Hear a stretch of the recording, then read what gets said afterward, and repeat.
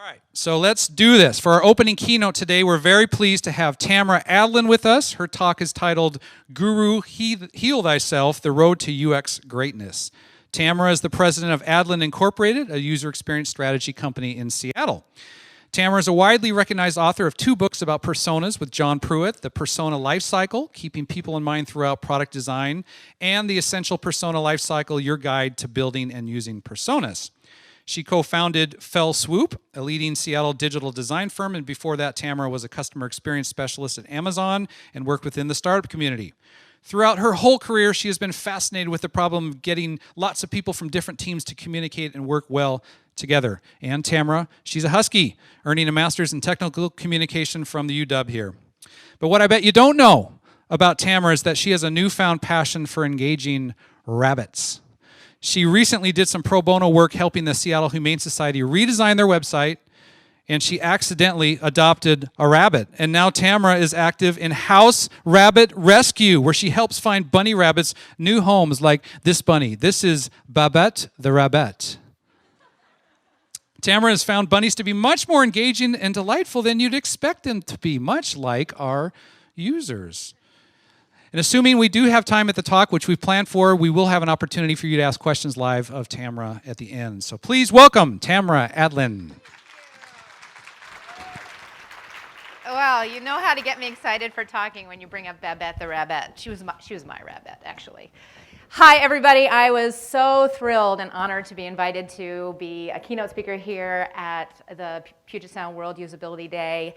Just yesterday, I was a little baby husky in 1994, and our department was called Technical Communication, and I didn't even know what that meant, even though I had joined the department, and now we're taking over the world. Ooh, usability, user experience. We're making it. It's great to see so many people here today, and it's great to be back once again on UW campus, which I absolutely love. Yes, my talk is called Guru Heal Thyself. This is a picture of Mike Myers as the love guru, doctored up. I have a little too much fun with Photoshop sometimes, so I beat him up in the way that many of us are beat up in our jobs every day. You already heard about me. And when I heard about the topic for this year, engage, I thought, well, everybody else is going to talk about engaging with users, which actually isn't true. There's a lot of talks today about engaging with your colleagues. And engaging with your colleagues and with your bosses and your grand bosses and your great-grand bosses is what I want to talk about, because I think that the most important work that I've come to do, and whenever I'm really good at my job, it's because I've engaged the people that I work with at least as much as I've tried to engage users. And that's because what good is a guru if nobody's listening to the guru, right? And I mean, calling myself a guru, I don't know, sometimes. But generally speaking, if as we progress in our careers, what we hope to do is become someone who has a lot to say about something. And I certainly have a lot to say. So, if that makes me partially a guru sometimes, then I'll take it. But I want all of us to become gurus, which really the definition to me is somebody that often has a really good answer to a serious and perplexing question. And that's really what we strive to be. We strive to be people with really good answers to perplexing questions about software or systems or organizations.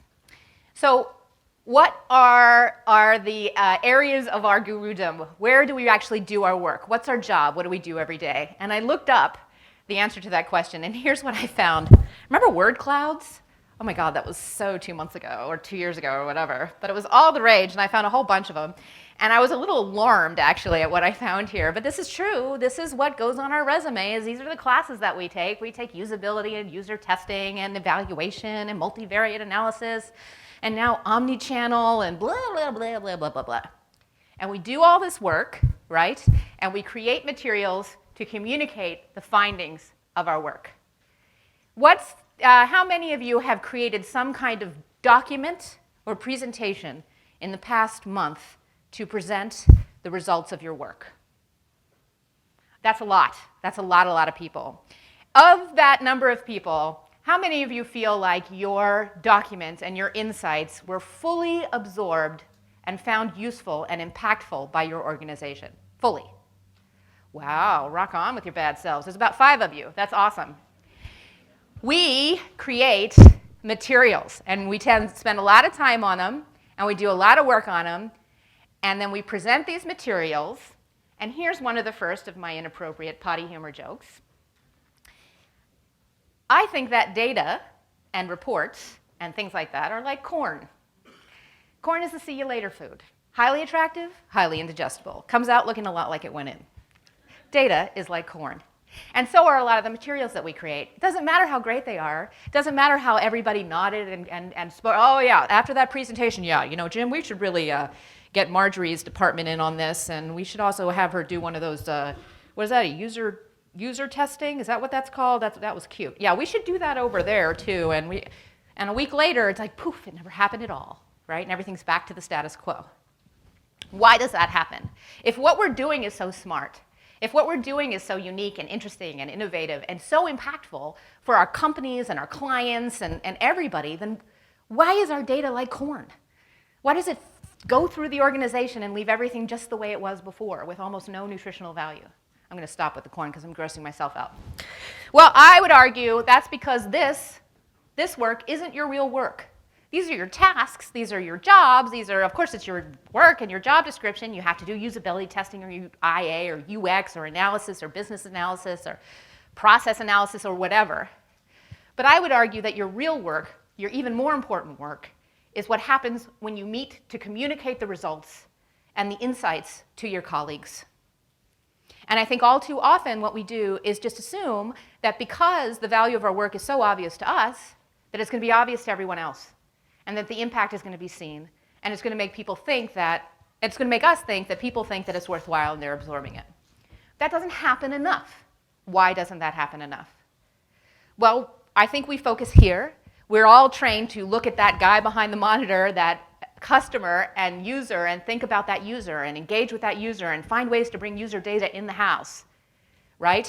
And create a usable, delightful product that shows up on their screen or in their phone or everywhere that they look all the time, right? And that's our goal, and that's what we're looking towards. But what I came to realize when I thought about this talk is that that's not how I spend most of my user experience cycles in my real work. My real work, I spend most of my time trying to become a delightful and usable product to my colleagues. Okay? Part of the delightful usableness of me is that I do quirky things like accidentally leaving the house wearing 2 different shoes. Swear to God, this was a complete accident. I got into the elevator in the garage after running late, looked down to adjust my tights, and was like, I did not just do that. And I thought, well, maybe I can just turn this into something quirky and fun, or you know, I can do the real thing, which is tell the truth. But this is relevant to my talk. Like, here, I'll give you an example. How many of you think I should wear this boot today? Anyone? Anyone? One guy likes, okay. How many think I should wear this boot today, the black one?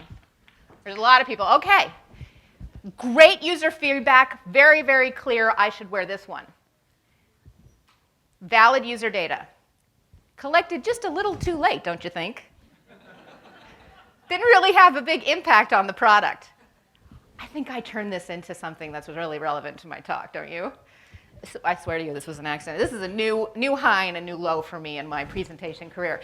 Anyway, are you thinking of yourself as a delightful and usable product to your colleagues? When all of you raise your hand and talk about having created a big presentation or document of your findings, and very, very few of you, bless your hearts, raised your hand when I asked you if it was fully digested and appreciated by your colleagues, that's a problem. That's a huge problem. But guess what? The point of my presentation today is that all of us already have the tools to fix this. Everything that you do trying to understand and build for the user on the right side, your left side of the screen, is exactly the same thing you can use to understand and build yourself and your materials and your products, yourself as a product, for your own colleagues, your bosses, and your clients. And it's worth thinking about.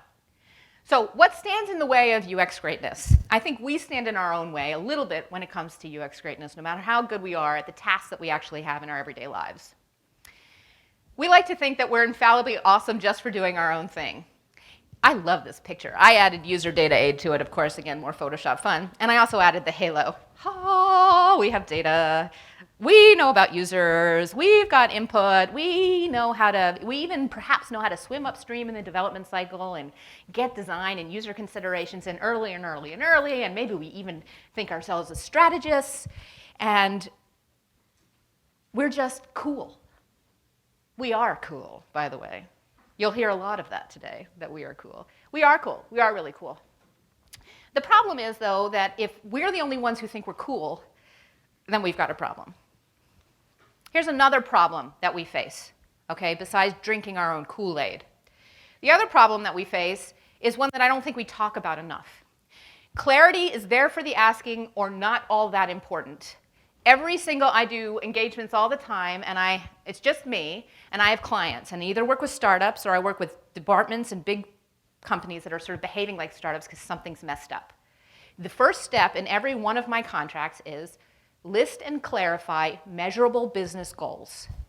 Every single client says we can skip that part, go ahead and take that out of your proposal because we've already got that. And I say, that's awesome. That makes you unusual in the most positive, beautiful, delightful ways. Why don't you go ahead and send them to me? Never, never once has any client sent me anything that's more valuable than this. Increase revenue and decrease costs. You're welcome. You and I and everybody in this room can make a lot of needles move, but not if we don't know what the needles are. If I ask you to increase conversion at Amazon.com, good flippin' luck. If I ask you, any one of you, to go into the Loose Diamond store and increase the number of visits by recognized male users within the first 3 weeks of initially exploring the Loose Diamond store, any one of you could move that needle because you know what the needle is. You'd go in, you would evaluate, you'd see what metrics we have, and that's the kind, when I was at Amazon 1 week, I worked in loose diamonds and auto parts because, of course, first thing you think about when shopping for diamonds or auto parts is Amazon.com. Anyway, my point is not that. My point is that clear, measurable business goals, you will always be put off from asking for those. You will be made to feel as if it is too dumb and too obvious to ask for, that they are, of course, written down somewhere, that you are not privy to them for some important reason, and then it's really not your place to ask for them, that it's way above your head.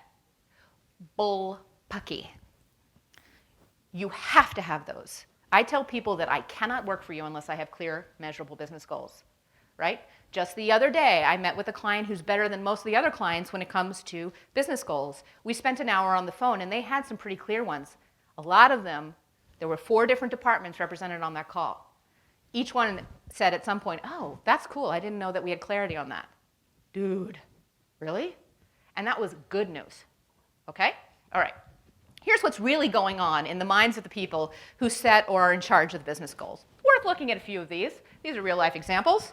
Yes, we have goals. They're A, B, and C. We sure do have goals. They're Q, R, and F. Wait, were there goals? Did I miss that email? Actually, the board meeting last night changed everything. Here's another problem. Execs get together all the time. Little tiny things change, and nobody writes it down. Happens all the time. I have my own department running smoothly. That's all I really care about. If we change priorities one more time, I'm going to totally lose my shit. Sorry. Maybe I'll adopt a cat tomorrow. I mean, you don't know where these people's heads are. I'm going to leave and start my own company. Most execs, many execs, any second now, somebody's going to realize I'm not qualified to be a C anything O, right? They think they're the only one who doesn't know what the goals are, and it's career suicide for a C blank O to do. I'm kind of unclear on what our business goals are. Can we review that?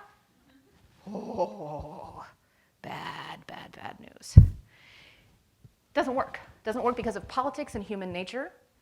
And politics in this case refers not to the politics of the world, but the politics of an organization.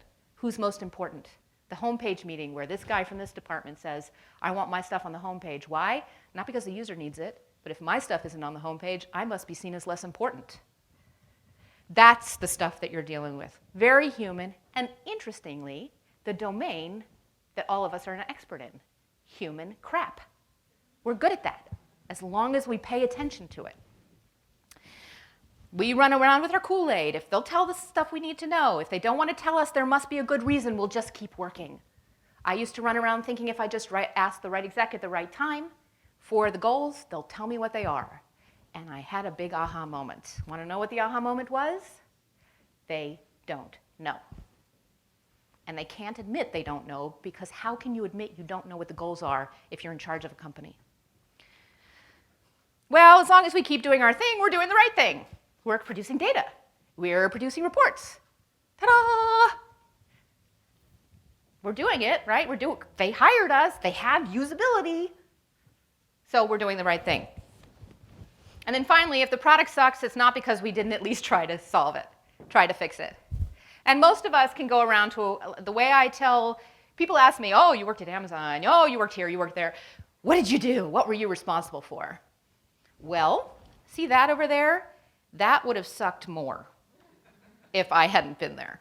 And that piece would have been really bad, but we kind of fixed it. That's what we do. And by the way, if we have big moments in our careers, guess what? We launch something that looks so obvious it seems like we were never needed in the first place. This is one of the only jobs where the better you are, the less useful you seem. Of course that's the way you design it. You scroll it using your finger. That took a lot of work and a lot of removal of crap, right?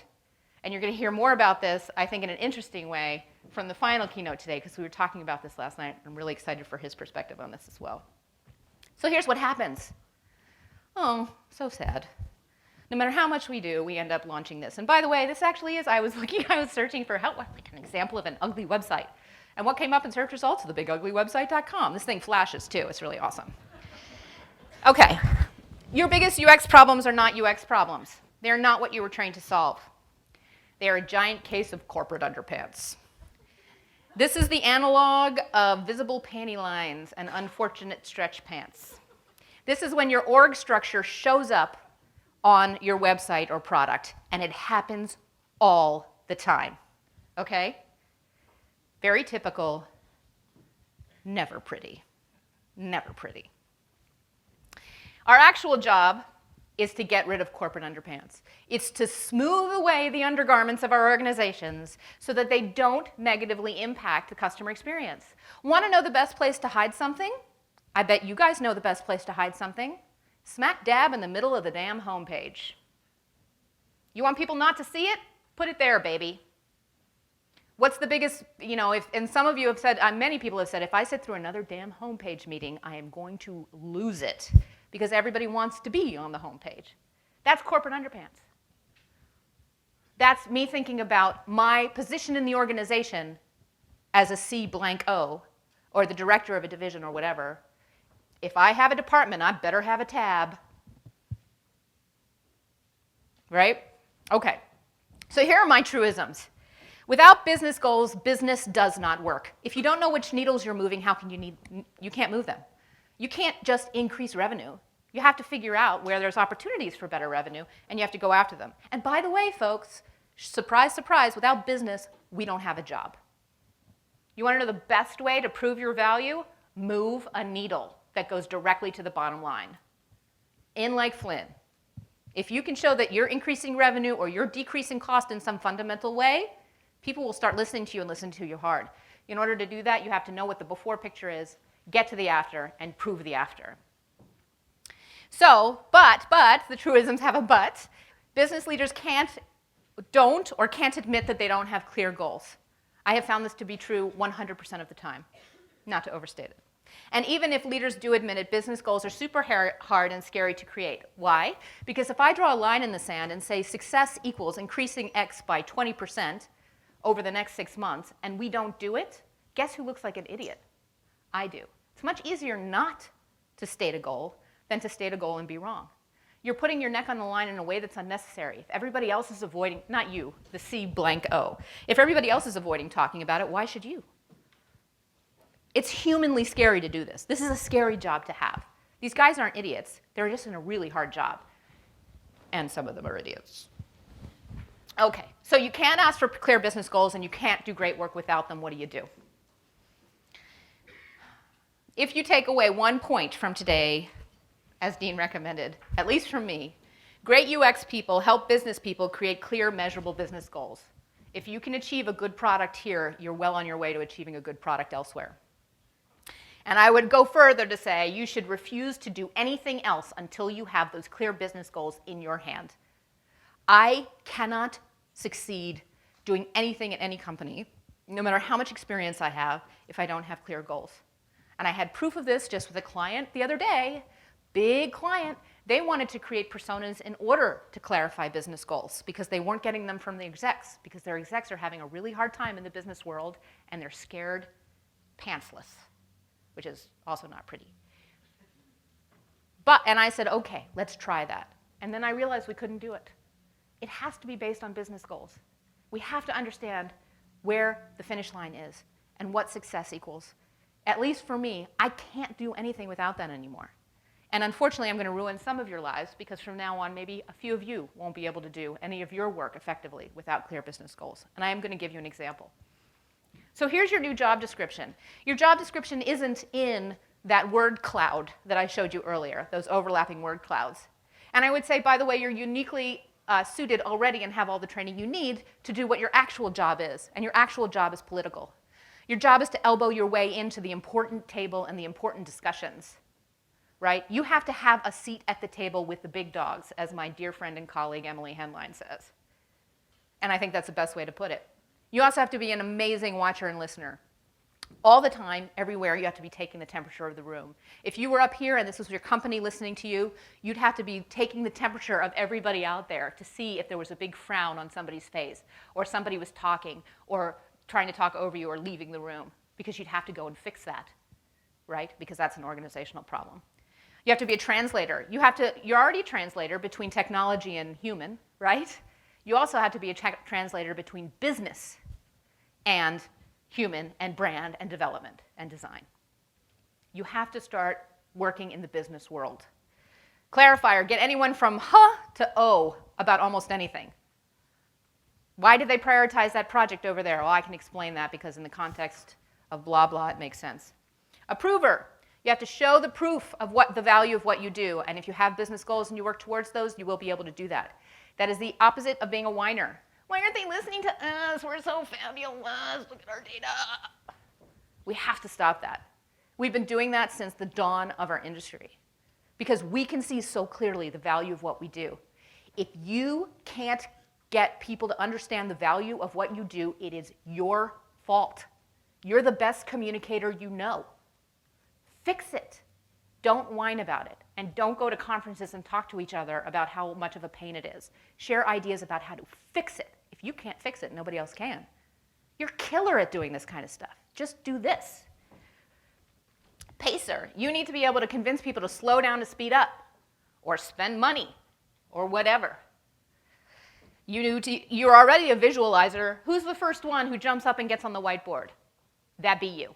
Wouldn't it? Most of you, I think that's probably the case. Do that, and do it a lot. Don't be afraid to untangle problems as soon as you see them. Self-reflector, you need to keep an eye on yourself. And a good way to do that is always be aware of the 3 things you're trying to learn at any given moment in your career. It keeps you keeps you honest with yourself. Extra credit for stretching. You should have and share educated opinions outside your domain, but be careful. Don't be the person who barges in like a bull in a china shop, uneducated, saying, well, we should totally change our whole business and now we should sell ice cubes to penguins.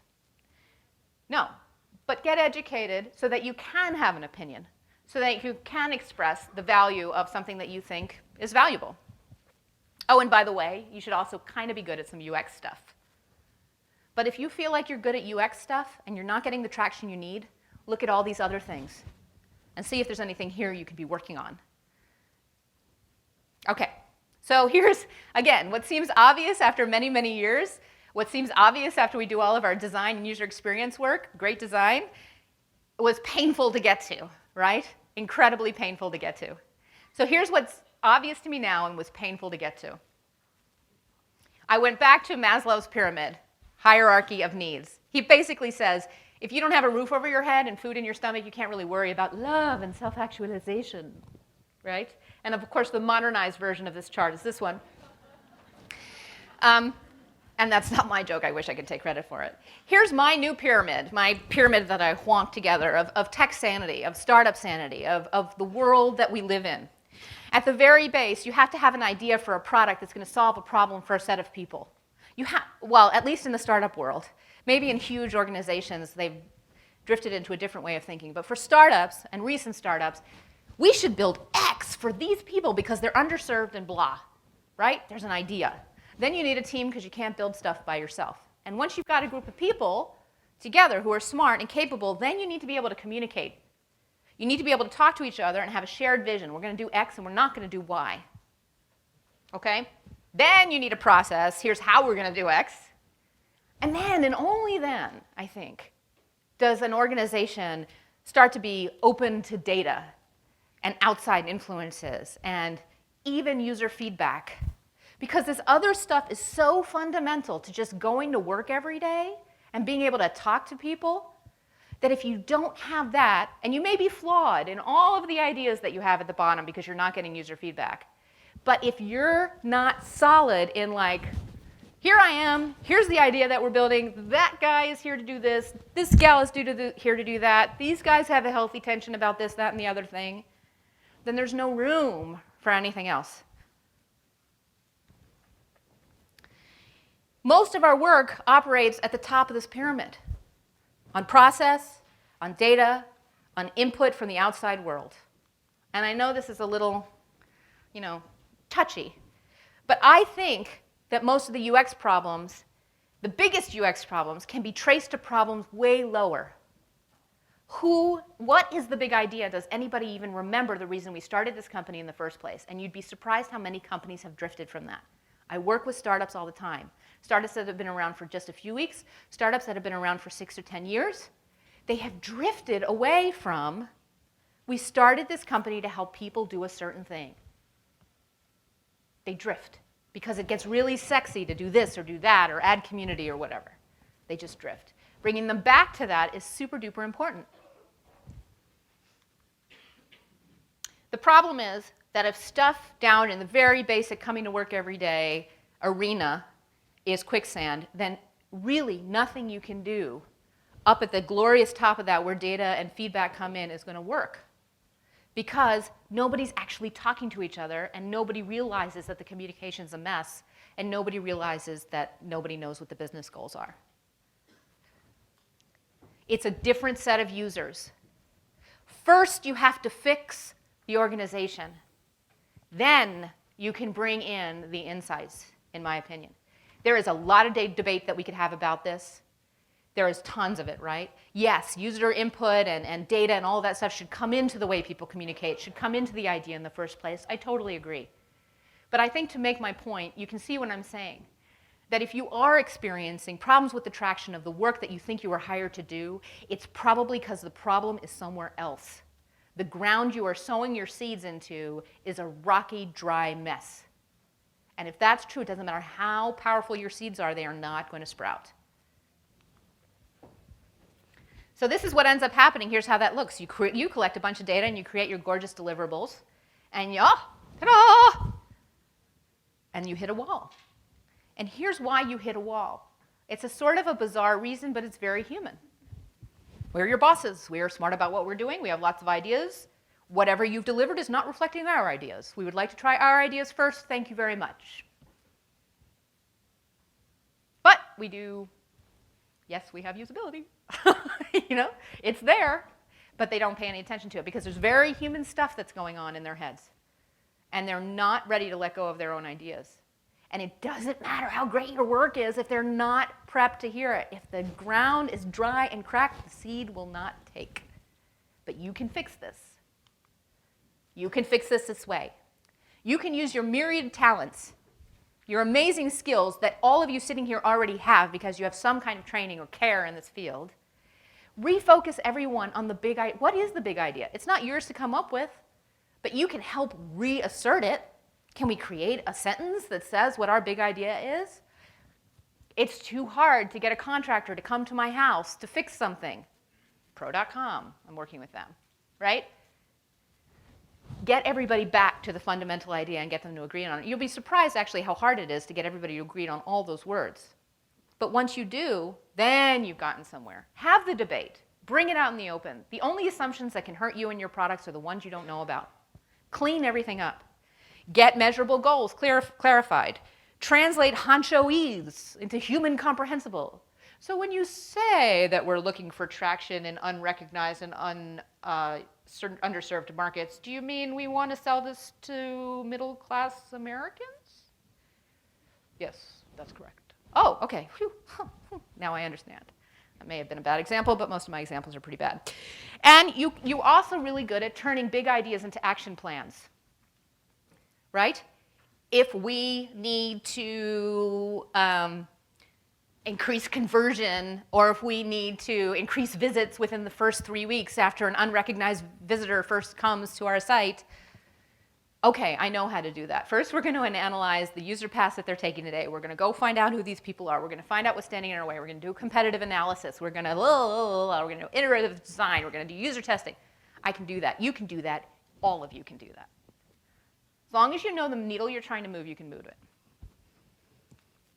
Okay, and once you do that, oh, my build. Oh, my build. There's my glorious build. Ha-ha! Yay! Once there's clarity and focus, all of a sudden people are going to be much more open to gathering data, get feedback, get prioritized features, communicate effectively. It's going to be a giant relief to a problem that nobody admitted they had. That's what happens. That's what happens. Measurable business goals look something like this, and I just provided one, okay? Increased number of unrecognized users who visit for a second time within the 5 days of their first visit from 5% to 8% in the next 6 months. If your business goals don't have numbers and timelines and percentages and scary stuff like that, they're not real business goals. You can ask for larger business goals, like we really want to attract more women who wear 2 different color boots on a regular basis. Well, that's fine. It's fine, depending what your product is. This is really, really ridiculous that I did this. But what you have to get to is something more specific. And you may need to ask for it on a project-level basis. Why are we redesigning the call center software? Well, to make it easier to handle calls. Not good enough. Not good enough. To reduce the time per call by 2 minutes on average without reducing customer feedback on quality of service in the next, within 2 months of launch of our new software or whatever. That's hard to do. That's a lot of lines in the sand, but you got to push for it. Sometimes you got to write it and send it to your boss and say, I know these are completely wrong. Please help me. I don't understand. And let your boss cycle it up. When you do present your interpretation of business goals, show your belly. I know I don't get it. I know I don't get it. Just please, can someone help me? And they can't say no, really, because you're asking for something really, really valid. What they can do is disappear off the face of the earth, and you never hear back on your email, and you have to get a little brave. And you have to ask again. You need to become extremely fluent in politics. And as often as not, this requires you to shut the hell up. You have to do a lot of listening in the first meetings you get into that are sort of above your pay grade. You really have to watch and learn. And you have to respect the fact that no matter how dumb the personality conflicts are that you're seeing in the levels above you, they exist and they're real. And you have to tread very lightly and think a lot about how you can solve it. But you have a lot of tools to do that. Become the dumbest person in the room to become seen as a true asset. I am an idiot in some of these meetings. And I don't know why people think that. But you can often say stuff like, I'm sorry, I'm just not getting it, and I'm really worried that if I'm not getting it, then there might be a couple other people aren't getting it either. Can we just break it down for a minute? I'm so sorry. Oh, poor me. It's okay.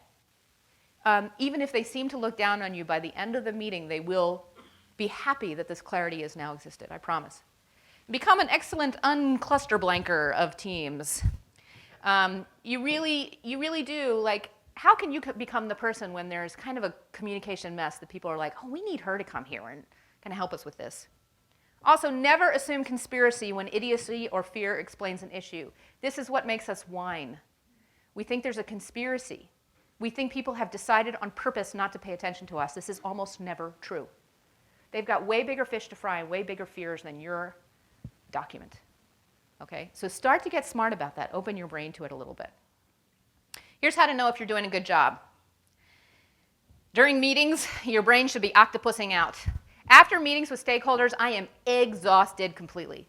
And that's because I'm not only presenting or talking or having a conversation, but I'm taking the temperature of everyone around the table and I'm taking note of it. You should be totally exhausted after these meetings because you are paying so much attention. Okay? It's like you're at work, but also doing a secret usability test or a secret focus group or something. It should be exhausted. And if you're not exhausted, it means that you've been pushing, and not listening. After your meeting, your brain should be completely adorable. Like this exhausted, it should be completely exhausted and fried like this melted French bulldog. If you can't do it in this job, I understand. Our field is evolving. There are now, way more jobs than there are people, and there always have been. Back when I was a little baby fledgling UX person, there was 5 jobs, but only 1 person. Now there's 500 jobs and 50 people, perhaps, that can fit them. We are in a great, great field. So you can move. Here's my advice to you if you start to move to a different job. Guru, heal thyself one more time. Take some time to reflect and contemplate. Get together with your colleagues and start to create yourself as a package. Insist on the right level when you get a job. If you come in too low, you cannot have the impact that you need to have. Your negotiation period, especially if you're a lady, and I think maybe I'll try to have some workshops for the ladies. You got to be brave. Be brave for 10 seconds. And then shut up. And when I say be brave, I need to be a director. And I need to make $30,000 more than you've offered me. And then you shut the hell up. And by the way, get someone else to be your coach because you will not be brave enough to do this. How do I know? I'm still not brave enough to do this. And I'm a total bitch about this stuff. Okay? Get a coach. And be brave is only for 10 seconds. And then it's done. And then shut up. Write down the 10 things that you learned in your current job. They will be completely obvious to you, so obvious it's hard to write them down. They will be like a revelation to anybody else who looks at them. Please do that. You have no idea how good you are until you leave and look for a next job. Okay? And you have no idea how good you are unless you write down how good you are. Okay? And know your own superpowers. There are things that some of you can do that no one else can. Last night I had a conversation with someone who's in grad school right now, and he loves the combination. He's one of our volunteers. Loves the combination of community manager and user experience. Dude, okay, yeah, I can see it. That's his superpower. Rock on with your bad self. Superhero. Each one of you are superheroes. What is your superpower? Know it and own it. Call it a superpower because it's easier to brag about yourself. And include these things in your consideration of what makes you excellent and unusual and worth sitting with the big dogs at the big table. Whoa. You come in offering usability, UX, IA, and design. You're a Trojan horse, right? You bring in all these things, you offer something else. Trojan horse is nice. Want to know what's better? Trojan unicorn. I glow.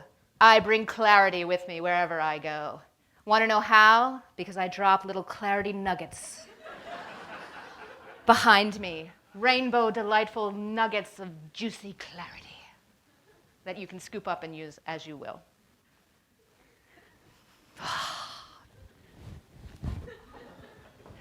Be the guru who rides in on the Trojan unicorn of clarity. Dr. Heal Thyself, and the way to heal thyself is straight through the path of super clear, super excellent, super measurable business goals. And that, my friend, is it. Time for questions.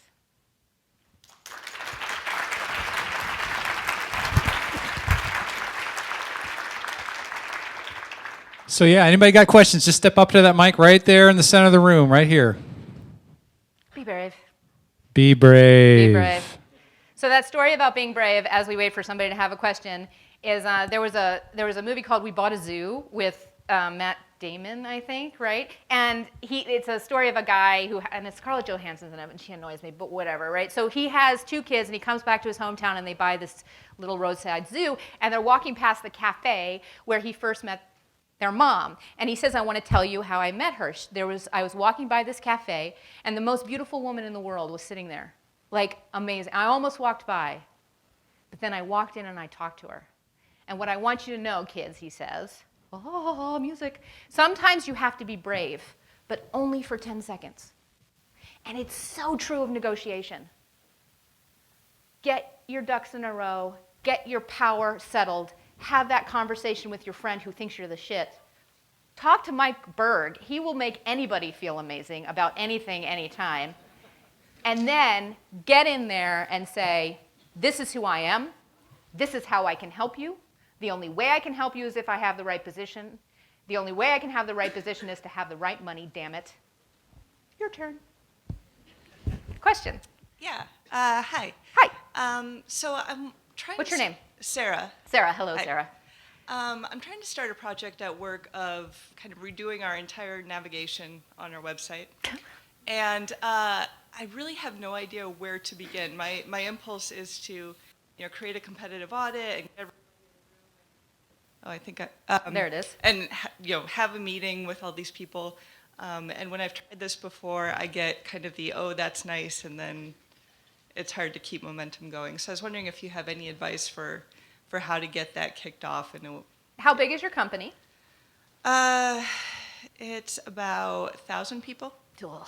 And the website is your main product, or it's a brochureware site on behalf of It's marketing. It's a marketing Yeah. site. Mm-hmm. Well, here's what I think about when I do that. The marketing sites are tough because they are supposed to be sort of a mirror onto the world of the rest and more important part of your business. Mm-hmm. There are still very measurable business goals that can be established for a marketing website, and they relate to conversions into a funnel or to active leads. So what that means is success equals this site transitioning or converting some number of visitors or some percentage of visitors into people who call your sales team, into people who write an email asking for more information, into people who download a PDF, into people who watch a video about the benefits of your product. I think that a good place to start would be to try to identify the metrics today, which are going to be very hard because your site is probably not well instrumented. Try to figure out some way to figure that out. Maybe the number of calls people, the sales team, go talk to the sales team. How many calls do they get? And how many of them come directly from the website? And then figure out, what do all the execs, what would they say success would equal, right? Mm-hmm. And then I'm also a big fan of ad hoc personas. And what that does is you get key stakeholders in a room and you ask them to go through an exercise where you identify the key wants and needs of the main people showing up at the website. If the website was a building, people walking up to the front door and there was a concierge standing inside, if you ask the concierge at the end of the day, tell me the top 5 questions people have when they show up in their own terms. If you know that, then you can start to have a good argument for creating one design versus another design. To me, it's much more about doing more research inside your organization first so that you make that ground welcoming to the seeds that you do decide to create. And your path to that is hard, cold numbers. That's my advice. It's way easier said than done, but... Okay, thank you. Yeah. Hello. Howdy. Hi, what's your name? Rebecca. Hi, Rebecca. I have a question.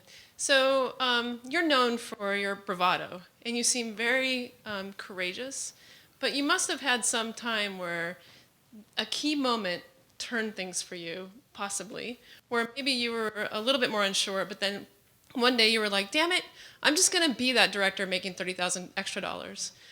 Would you mind talking about that just a little bit for people who may be in that position and they're trying to find their legs? Yeah, I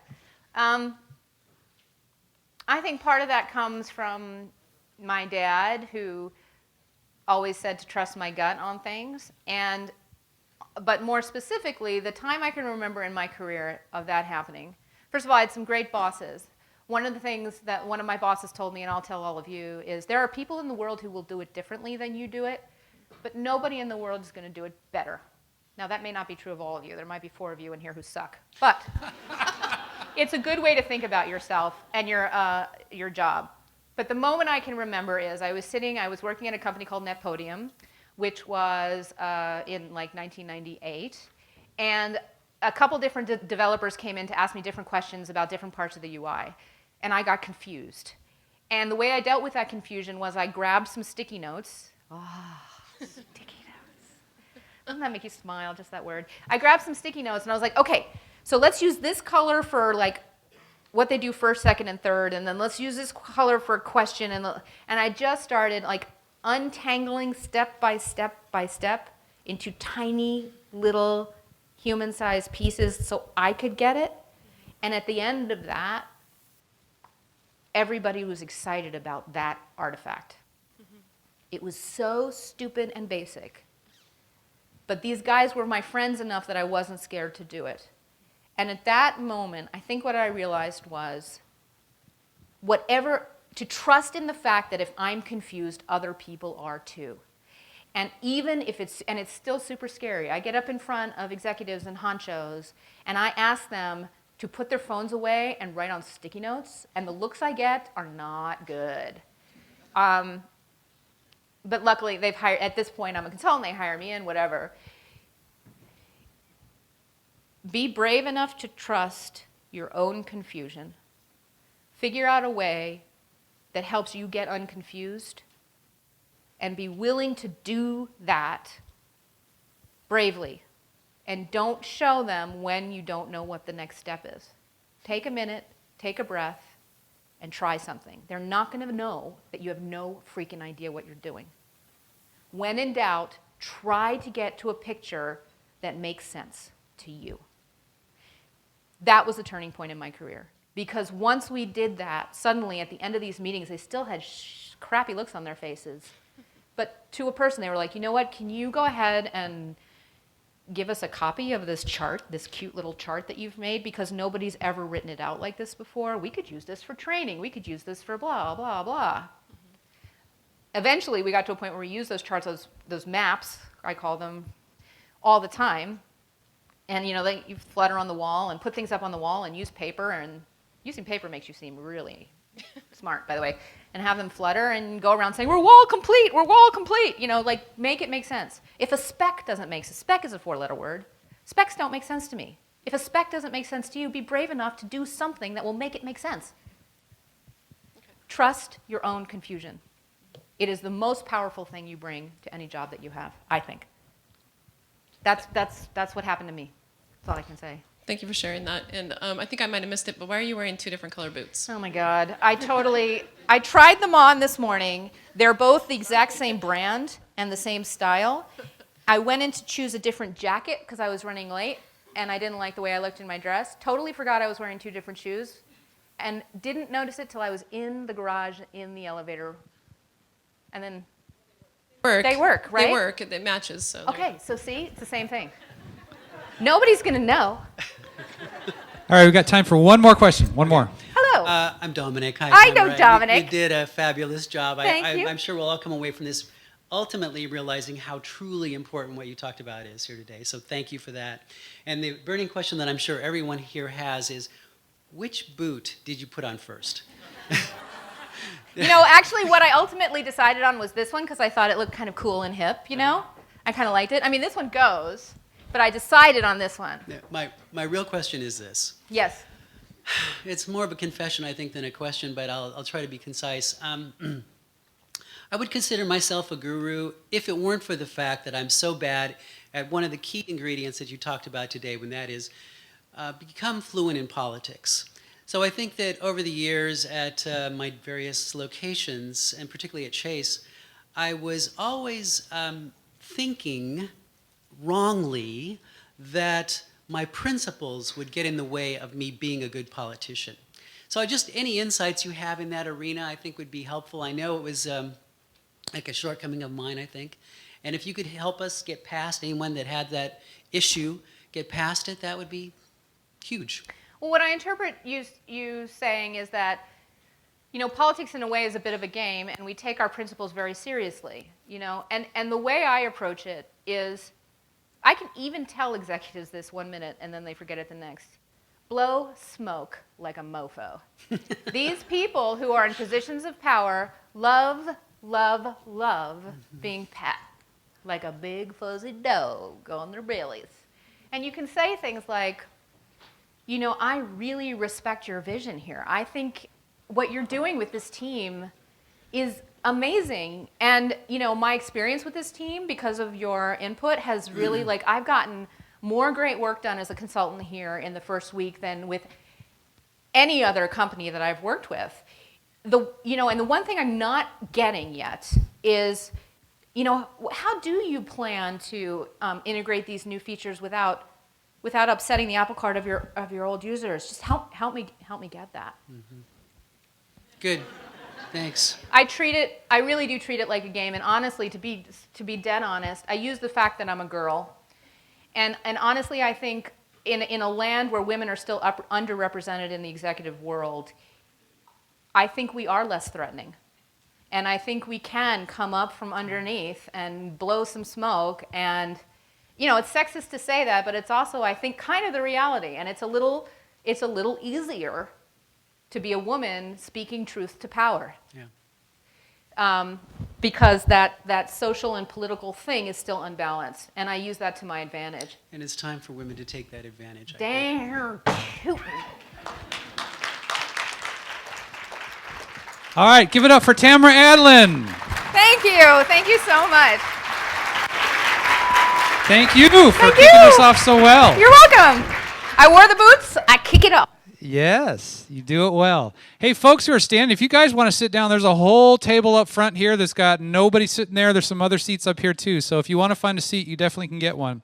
All right, next up, we're going to move to our, oh yes, don't take the clicker, our set of lightning